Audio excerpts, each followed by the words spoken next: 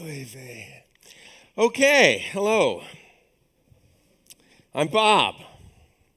And by the way, thanks to everybody who brought me in here. That was awfully nice of you. It's a pleasure to be here. Thanks to Rabobank and everybody who made this possible. Special thanks to Stuart from Wanaflex, who was kind of the catalyst for this entire event. How many of you are programmers? See, you are my tribe. I don't care if you're young or you're old or black or white or a man or a woman. I don't care who you like or who you love. If you are a programmer, you are part of my tribe. You and I, and we all together, share a passion for something, and we can communicate about it in a way that most other people can't. And so that's something that we should cherish together. How many of you are programmers?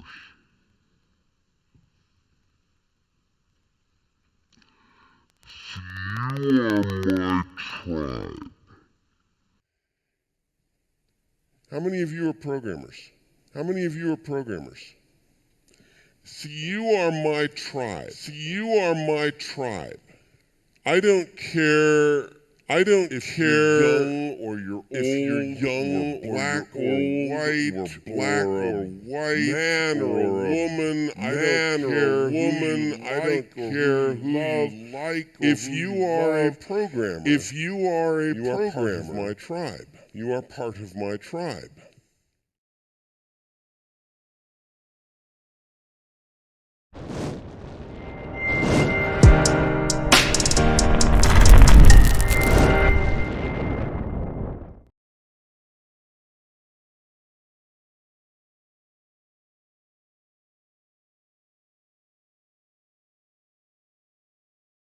You and I are killing people. Now, we didn't get into this business to kill people. Most of us are programmers because one day we walked into a store and we saw some dumb computer on a rack and we typed 5 lines of BASIC to put a print statement that printed our name into an infinite loop, and we saw our name going up the screen and went, yeah, that's what I want to do for the rest of my life. But now we're killing people. We didn't want to get into a business where you could do that. Not only can you kill people with software, you can lose massive fortunes. Who knows about Night Capital? Who's heard about the fiasco at Night Capital about 6 years ago? Right? I'm not going to go into all the details. Just some guy made one dumb mistake, and it was just a little dumb mistake, but he managed to lose $450 million in 45 minutes.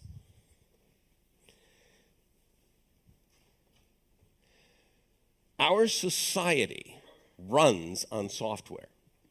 Nothing happens in our society without software nowadays. It didn't used to be that way. Wasn't that way in the 1960s, wasn't that way in the 70s, wasn't that way in the 80s. But today, our society runs on software. There is nothing you can do without software. You cannot buy anything. You cannot sell anything. You cannot pass a law. You cannot enforce a law. You can't get insurance policies. You can't get claims from insurance policies. You can't get money out of the bank without software. Software runs everything.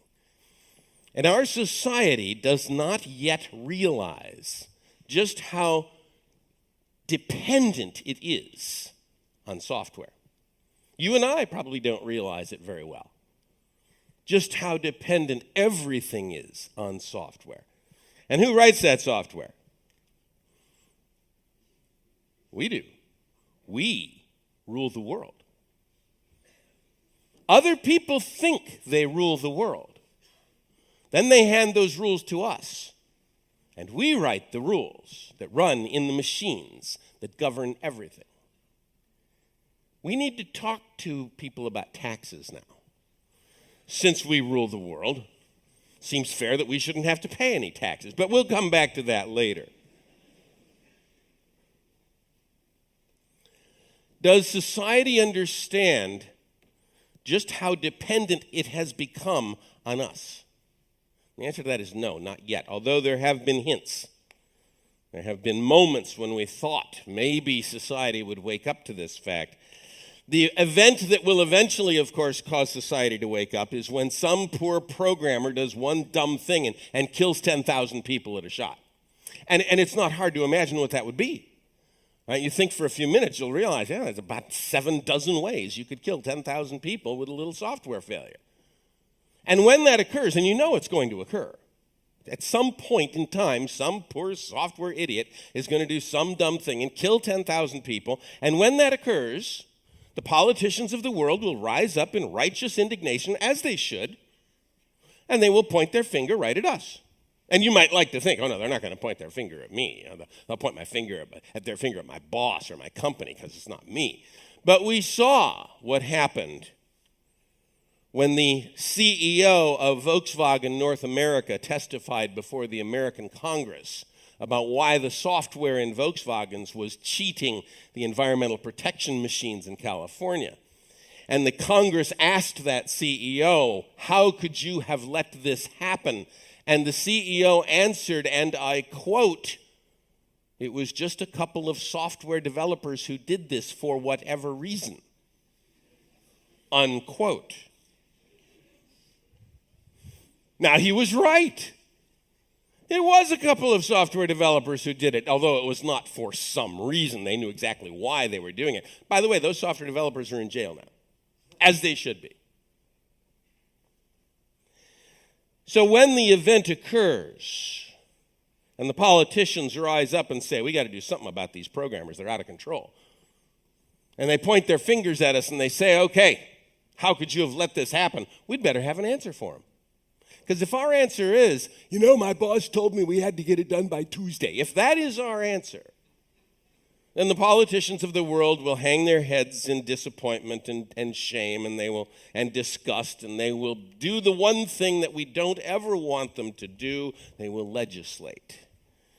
They will regulate. And they will tell us what languages we can use and what platforms we have to write on and what courses we have to take and what books we have to read, what processes we have to follow and what signatures we have to get, and we will all become civil servants. I would like to avoid this. So how do you avoid it? Well, you get there first.